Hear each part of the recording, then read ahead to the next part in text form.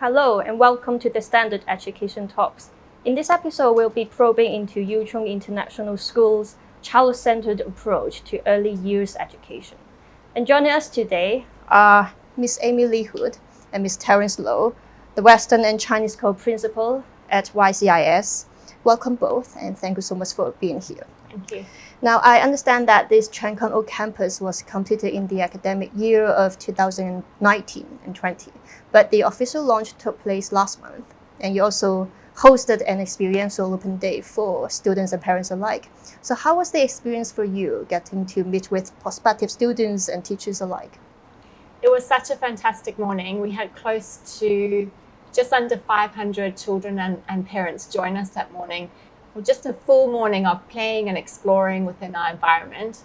We were able to set up numerous play experiences across our campus that really highlighted our alignment within our mission, principle and practices to science and technology. So plenty of play opportunities for children to engage in science experiments, STEAM play, STEM play, arts, and lots of collaborative opportunities with peers and teachers. We had so many families that are currently with us come and enjoy the morning together, but we also had many families from the wider community that just brought their children to play. We're so passionate about play that it was just amazing to see so many children being able to engage in child-centered play for the morning. Right, and I'm sure that it must be a fun-filled day for everyone involved. Now, I suppose one of the purposes of organizing this open days for students and parents and children to get to understand more, to get to know more about the values and the elements that are core to the education here at YCIS. And we are talking about child-centered approach, play-based learning, and an education that is very much based on the strong and close-knit relationships between teachers and students. And so from the perspective of educators, what is a child-led education and how will you define it? 喺我哋嚟講咧，小朋友主導嘅學習咧，就係等於咧小朋友去自發性去學習，特別係根據咧佢哋嗰個興趣啦嚟到去延續佢哋嗰個學習。咁因為根據佢哋嘅興趣咧，佢哋就會展示更多嘅好奇心啦，同埋嗰個學習動機咧係非常之強嘅。咁所以當佢哋去研究啊、去探索嘅時候咧，佢就會去得更加深入。咁除此之外咧，喺呢個學習過程裏邊咧，我哋就會見，我哋係會好尊重小朋友嗰個個性啦，佢哋可以按住佢哋嘅方法啦，按住佢哋嘅步伐咧嚟到去學習嘅。咁而係我哋嘅老師咧，我哋會有一個乜嘢嘅個角色啦，佢哋嘅角色就係一個咧指導者或者個促進者，甚至乎咧以一個教育嘅學習者咧嚟到去支援我哋嗰個小朋友嘅學習嘅。So what you're saying is a child-centered approach to early childhood education is very different from the rote learning model, where everything is planned out in advance. And so teacher and the schools, they are supporting children's innate drive for play and their curiosity and their cycle of inquiry with intentional teaching and learning experiences. And for audiences who are watching this, could you give us a concrete example of when a child-led learning happens in the classroom, so people have a better idea of what that means in the school and also in the classroom? Yeah. Child-led learning happens throughout the day here at YCIS. There isn't a set block that we set aside for those types of experiences. It really is integral to the program that we offer. So, for example, through transitions, routines, children are included in the planning for the class, and they're given the autonomy to explore their ideas, to investigate, to be curious, and to initiate bigger interests that are then followed by a group of children within the class. So, for example, at the moment, in one of our 4-year-old programs, they really are curious about electricity and robots. So through a lot of open-ended play, through science experiments, through making thinking visible routines, children have been able to engage in learning around some different technology and some robots. What has also opened up is the opportunity to collaborate with other year levels within our school. Fortunately, we do form part of a bigger school community with a primary school and a secondary school. And some of the primary school students and the secondary school students have been able to come and spend time with our 4-year-olds, supporting them in their understanding about robots. So within that learning, what has been happening is that children have been engaging in making lists, which supports their literacy, about counting and finding out about different numeracy or mathematics ideas linked to technology and robots, and engaging in different types of experiments. Through this play and through this interest, they've had to negotiate social situations, they've started role-playing. I spent some time in that classroom earlier this week, and one of the boys was role-playing being a robot, and he had made buttons on his shirt that did different things, and they had come up with different robot names for themselves, and were moving their bodies and doing robot movements and exercises. So through a learning interest like that, we see a lot of collaboration, but we see holistic learning and development really happening. Alongside that, there are other interests playing out in the classroom. So we can see that child-led play leads to holistic learning through learning experiences that are authentic and meaningful to children throughout the school day. It's such a dynamic curriculum, and I suppose when it comes to child-centered emergent curriculum, there isn't any right or wrong answers. Maybe when a child interest emerges or arises, there are different ideas on how to go about that child's development. But maybe there are various different activities that are beneficial for that child. And so I think the key is in giving children the freedom to explore, the freedom to investigate and to build up knowledge based on where their interests take them. Now, if we look at this Chen-Kuo campus, how do you think the classroom design and the organization is able to inspire students to do that? We've been so fortunate that our TKO campus is purpose designed. So the different spaces indoors have been really curated to ensure that they facilitate collaboration, that there is a strong learning community feel, and that age levels can interact together. We really see the value in collaboration and community learning. Through the TKO design, we really are able to facilitate the skill-based learning that forms such a big part of the emergent curriculum. One of our values within the Yew Chung approach states that children and teachers co-construct learning together. So children bring in their ideas, they bring in their interests, and the teachers collaborate with children to ensure that learning and development progresses and continuously moves forward, and that children are supported in their learning and development. We really want children to have a strong grounding in skills that will help them in the future. The TKO campus really facilitates and supports that skill building, that strong collaboration, and the strong interactions between different age groups and teachers through the design of the campus. And I know that each of the classroom here has a sprawling 600 square feet space, and each one has its own theme. So if we ask you to highlight some of the key features here, what would that be? 喺我哋將軍澳校舍咧，我哋呢個嘅設計咧係由我哋嘅駐校藝術家嚟到去設計嘅。咁喺裏邊咧，即係有幾個概念啦。第一個概念咧就係一個叫做學習社區啦，或者學習社群啦嚇。另一個嘅理念咧就係話希望咧透過唔同高度嘅一個設計咧，去俾小朋友咧去觀察更多即係環境以外，原來可以有唔同嘅睇法嘅。咁藉此咧，我哋係讓小朋友咧可以去了解到同埋睇到咧其他課室咧發生緊乜嘢事嚇。因為學習社區裏邊咧，其中一個即係最主要嗰個作用就係當佢睇到其他人去學習嘅時候，佢就從而得到去啟發，去促進佢自己本身嗰個興趣上邊嗰個學習嚇。咁就正如頭先 Miss Amy 講啦，因為咁嘅設計裏邊，你見到好多唔同嘅我哋叫做閣樓啦，或者咧我哋嘅 playground 啦，都有唔同嘅層次。小朋友喺嗰度去睇到嘅時候咧，佢哋喺當中咧就會能夠咧增強到小朋友嗰個社交技巧，增強到佢哋嗰個思考嘅技巧，亦都能夠增強到佢哋嘅研究嗰個技能啦，同埋協作嘅技能咯。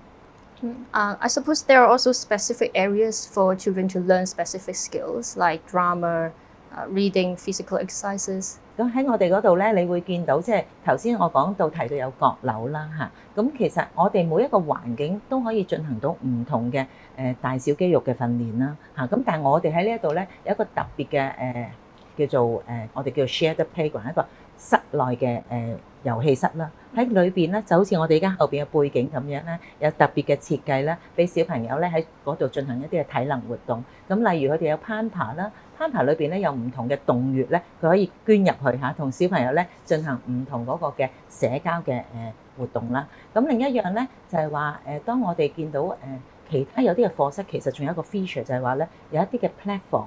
有一啲嘅突高咗嘅地台嚇，係可以俾小朋友咧喺嗰度咧變成一個舞台咧嚟到去表演佢想表演嘅嘢嘅咁樣咯。And I think the fact that children learn from other children, so being in the proximity of their peers, of their classmates who are in their own age range, will also foster learning in, as you said, in social-emotional development. Now, as far as early years education is concerned, why should classroom design and organization be a core consideration? 咁喺我哋即係見到我哋學校呢個環境咧，我哋其實仲有一個理念就係我哋視我哋嘅學習環境咧為第三位嘅老師嘅。咁所以咧呢一個嘅環境裏邊咧，其實同樣咧，只要老師有心思去設計嘅時候咧，同樣係能夠支援到我哋小朋友嘅學習同埋佢發展需要。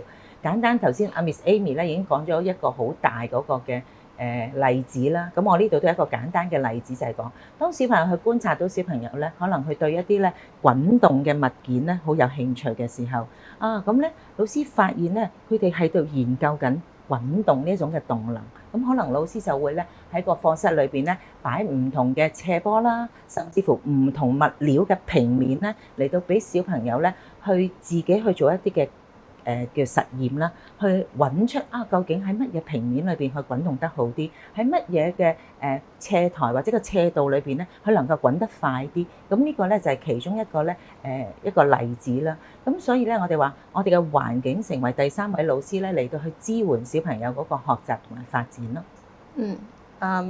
So I think the keywords here are flexibility, so that teachers can extend upon students' interests and also to build up their specific skills. And because we're talking about child-led approach and emergent curriculum, and I suppose a rather common misunderstanding, mostly from parents, is that whatever the children say and whatever the children do, then that goes in the classroom.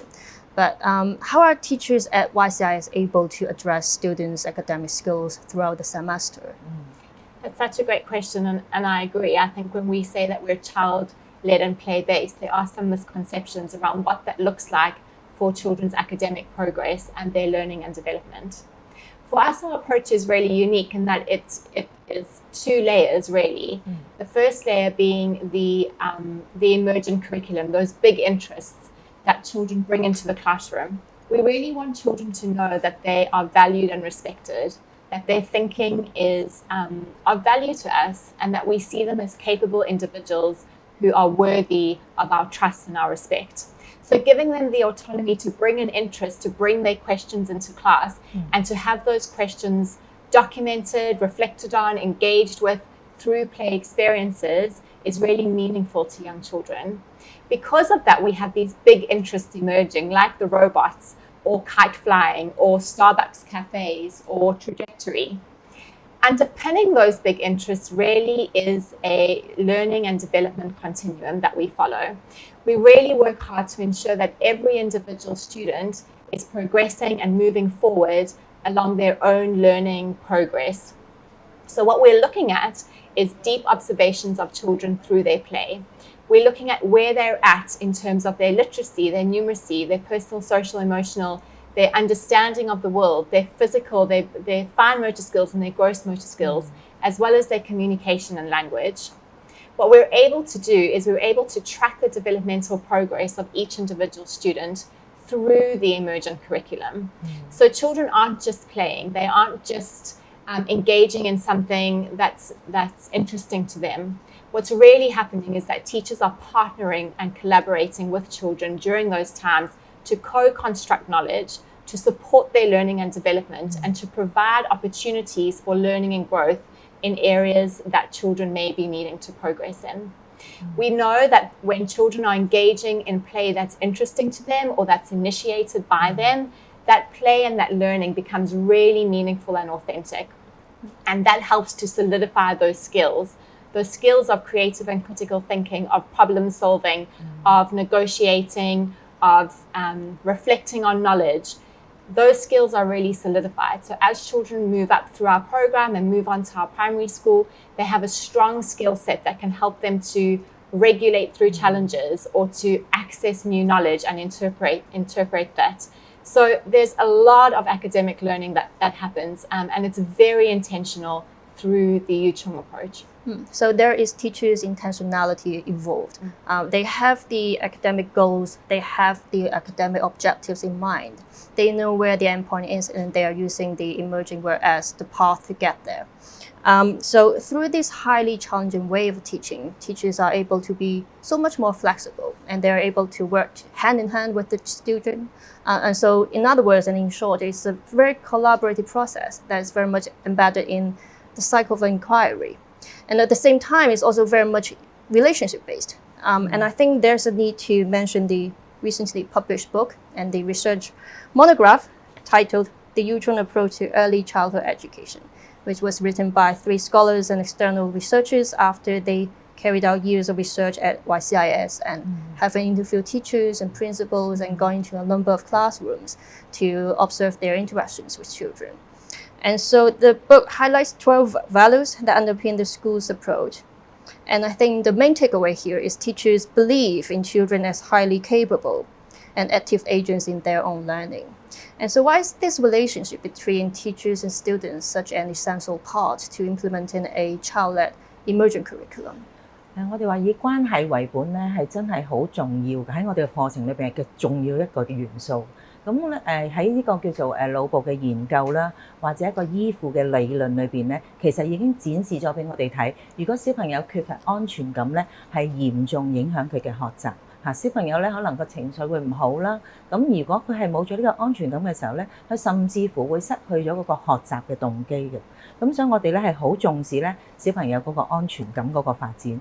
有見及此咧，所以我哋亦都咧去要求我哋嘅老師嚇，亦都咧即係提醒我哋嘅老師咧，需要同我哋嘅小朋友咧建立良好嘅關係，以至佢咧有呢個安全感嘅時候咧，佢先能夠咧去有興趣去學習，以至佢嘅學習咧係能夠係更加真實嘅去展現出嚟，唔係由老師逼佢嘅，因為佢有安全感，所以佢去學習。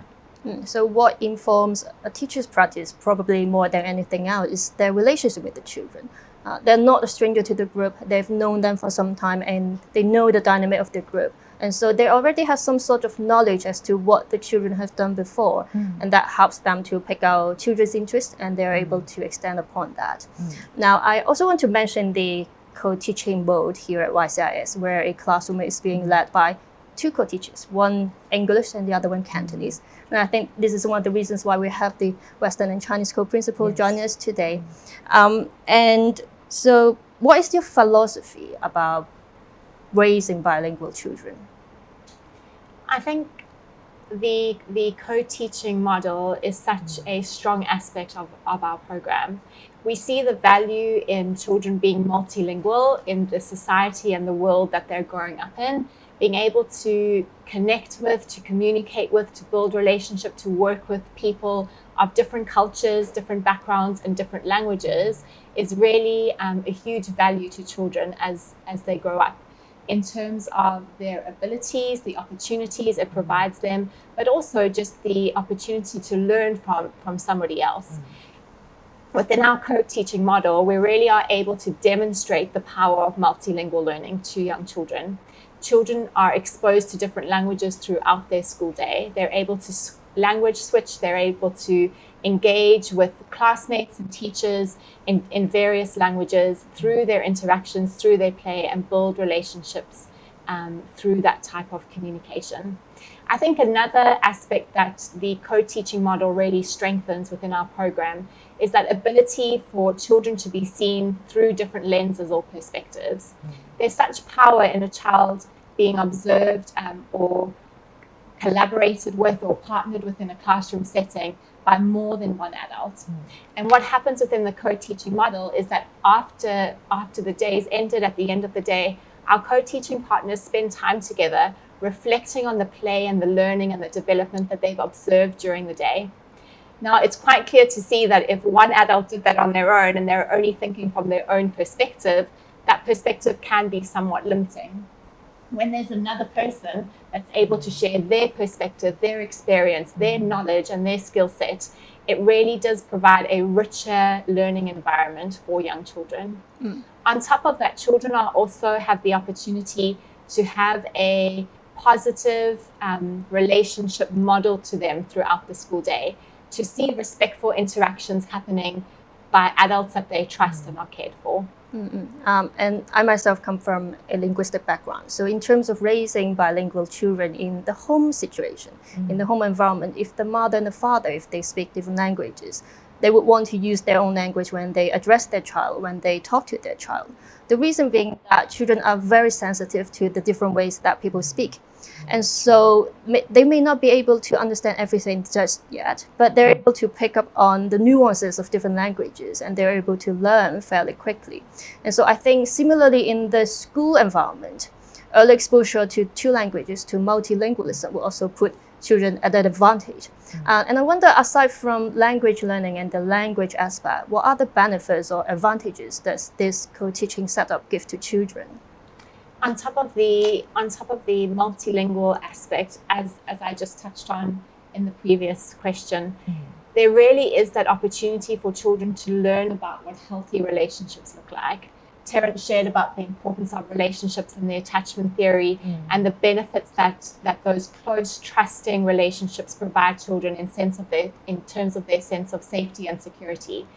Being in a classroom environment where there are two adults that are trusting and trust that child, that are interacting in a respectful way, that are modeling ways to communicate, that are showing children how to use body language, tone of voice, in a way that supports social interactions, is really important for children to see from a really young age. So the benefits are endless, and it goes from language learning, it goes and extends beyond to socio-emotional development. Now, we are talking about just now emergent curriculum, play-based learning, child-centered education, and we are quickly coming to the end of the episode. And I understand that the open day ended in March, but for parents who are interested in getting to learn more about the unique approach here at YCIS, are there any other ways that they can get in touch with the school? Absolutely. Our website is a great starting point for parents to be able to contact our admissions team or find the contact details for any one of our ECE campuses and call up our school office to ask for a leader, or myself or Terence to call them and share any information. We also have information sessions coming up, and we're able to offer school tours on a family basis or in small groups. We also are very excited to offer another set of stay and play opportunities for families in the last week of May and the first week in June. So if any families are interested in bringing their child over to one of our campuses and spending some time with us, they're welcome to join one of our stay and play sessions. All of those details can be shared through our admissions team. Okay, so opportunities are plentiful, and parents, if you're interested, please bear in mind. Thank you, Amy. Thank you, Terence, for your sharing today. Audiences, thank you so much for tuning in. We will see you next time around.